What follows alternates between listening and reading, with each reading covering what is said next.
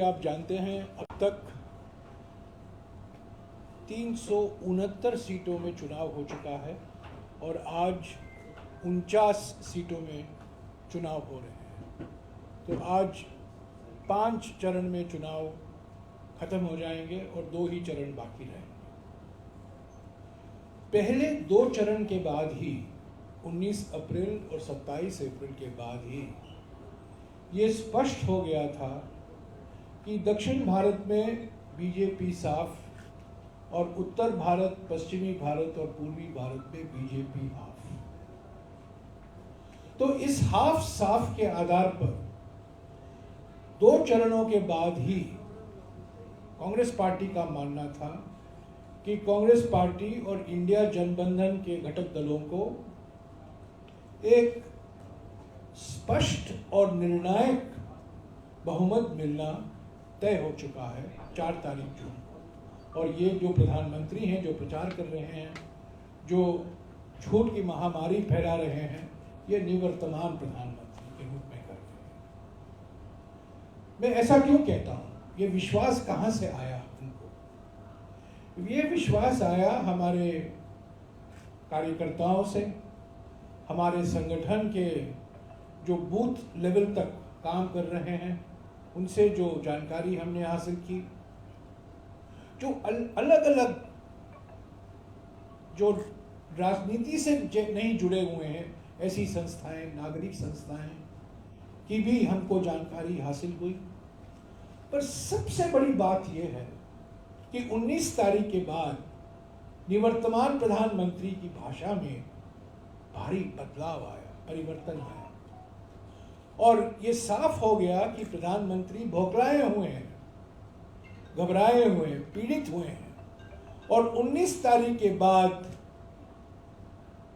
सारे चुनाव के अभियान को उन्होंने एक सांप्रदायिक रंग देने का खूब प्रयास किया और जो भाषा का इस्तेमाल किया वो सिर्फ सांप्रदायिक तनाव बढ़ाने के लिए, ध्रुवीकरण को और ऑक्सीजन देने के लिए, और जिस तरह से उन्होंने हमारे न्याय पत्र और घोषणा पत्र की आलोचना की, जिस ढंग से, जिस भाषा से, इसका मैं जिक्र करूंगा, ये बिल्कुल साफ हो गया है कि प्रधानमंत्री 19 तारीख के बाद और खास तौर से 27 तारीख के बाद उनको भी जानकारी मिल गई थी कि उनका प्रचार का कोई असर नहीं हो रहा है, इसीलिए उन्होंने अपनी भाषा बदली। तीसरी बात जो हमको विश्वास दिलाई कि हमें स्पष्ट और निर्णायक जनादेश मिलने वाला है, ये है हमारा 5 न्याय 25 गारंटी कार्यक्रम, जो हमने भारत जोड़ो यात्रा, भारत जोड़ो न्याय यात्रा के बाद में हमने तैयार की थी। नारी न्याय, युवा न्याय, किसान न्याय, श्रमिक न्याय और हिस्सेदारी न्याय, इन 5 न्याय को लेकर हमने 25 गारंटियां दी हैं। ये बहुत लोकप्रिय हैं, लोगों ने इसका स्वागत किया है, किसानों ने स्वागत किया है, महिलाओं ने स्वागत किया है, श्रमिकों ने स्वागत किया है, युवाओं ने स्वागत किया है और अनुसूचित जाति, अनुसूचित जनजाति और पिछड़े वर्गों के समाज भी इनका स्वागत किया है। तो पहली बात तो यह है, हम विश्वास के साथ कह सकते हैं कि जून 4 को स्पष्ट और निर्णायक जनादेश कांग्रेस और इंडिया जनबंधन की पार्टियों को मिलेगा। दूसरी बात जो मैं आपके समक्ष रखना चाहता हूं कि प्रधानमंत्री बार बार, निवर्तमान प्रधानमंत्री बार बार ऐसे मुद्दे उठा रहे हैं जो हमारे न्याय पत्र में है ही नहीं।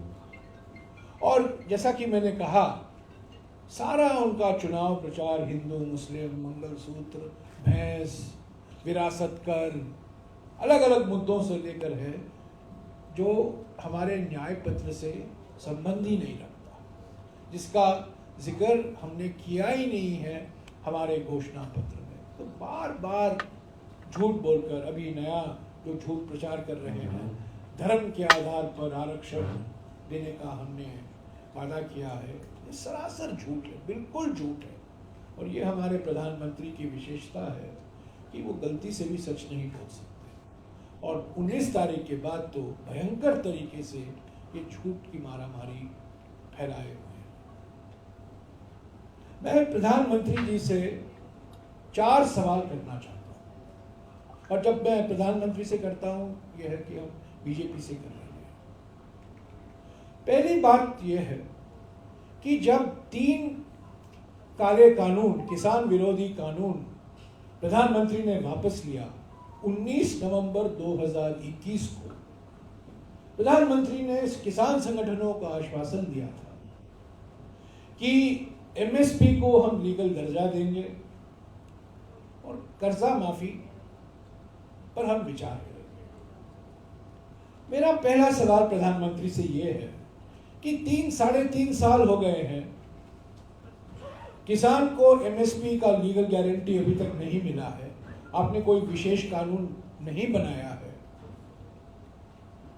बल्कि आप अभी राज्य सरकारों को निर्देश दे रहे हैं कि जो पराली जलाते हैं वो किसान, और ज्यादातर पराली जलाने वाले किसान पंजाब और हरियाणा में ही हैं, उनको एमएसपी लागू नहीं होना चाहिए। यह खत लिखा है केंद्र सरकार के सचिव ने मुख्य सचिवों को, हरियाणा के मुख्य सचिव, पंजाब के मुख्य सचिव, अलग अलग मुख्य सचिवों को, कि पराली जलाने वाले किसानों को एमएसपी से अलग रखा जाए। तो एमएसपी को कानून रोजगार जो कानूनी गारंटी है वो तो दिया नहीं। ऊपर में पराली जलाने वाले पराली तो जलाते हैं क्योंकि वो जीविका से संबंधित है, वो मजबूरी पराली जलाते हैं, और उनको एमएसपी से बाहर रखा जाए। और एमएसपी किस आधार पर तय होगा उसका स्पष्टीकरण नहीं किया है प्रधानमंत्री ने। तो पहला मेरा सवाल सीधा प्रधानमंत्री से ये है कि क्या किसानों को जो आपने वादे किए थे 3 साल पहले, जब आप मजबूर होकर आपको 3 काले किसान विरोधी कानून वापस लेने पड़े, क्यों आज तक आपने पूरा नहीं किया है, और इस पर आप चुप क्यों हैं?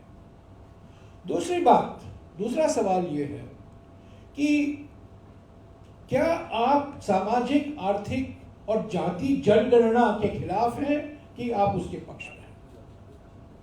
2011 में मनमोहन सिंह जी की सरकार ने 25 करोड़ परिवारों का सर्वेक्षण किया, सामाजिक, आर्थिक, जाति संबंधित जानकारी हासिल की। वो सामाजिक और आर्थिक आंकड़े तो प्रकाशित हो गए, पर 10